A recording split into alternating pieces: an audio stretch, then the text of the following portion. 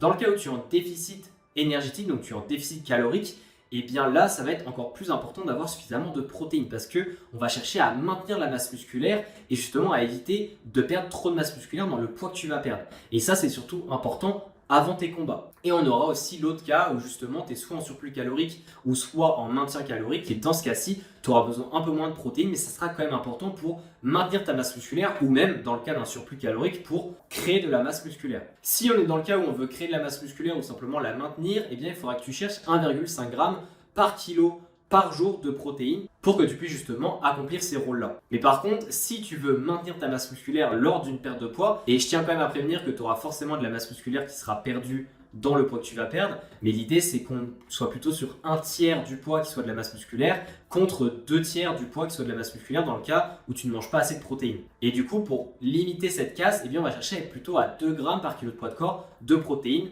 par jour. Alors là, je donne des grammages, mais concrètement, ça donne quoi en pratique? Eh bien, en pratique, ce que ça va donner, c'est de tout simplement avoir des sources de protéines à chacun de tes repas. Le matin, le midi, le soir, peu importe, et d'autant plus important après l'entraînement, mais aussi avant l'entraînement. Les protéines au niveau des sources, c'est globalement la viande, les œufs, le poisson, également les fruits de mer, mais aussi les noix, les lentilles, donc tout ce qui est légumineuse, et le soja, le tofu pour plus la sphère végétarien-végétalien. Et justement, l'idée, c'est que pour les gros repas, tu as au moins 2 sources de protéines, donc si possible, une source dans le repas et une source en dessert. Donc, imaginons une part de poulet avec en dessert du fromage blanc et après tu prends, j'en sais rien, un fruit avec, peu importe. Et pour les plus petits repas, donc style collation, etc., que tu aies une source de protéines. Par exemple, fromage blanc, également des noix, bref. Encore une fois, le choix est à toi, mais en tout cas, c'est en ayant ces différentes sources tout au long de la journée où tu vas apporter cette quantité suffisante de protéines.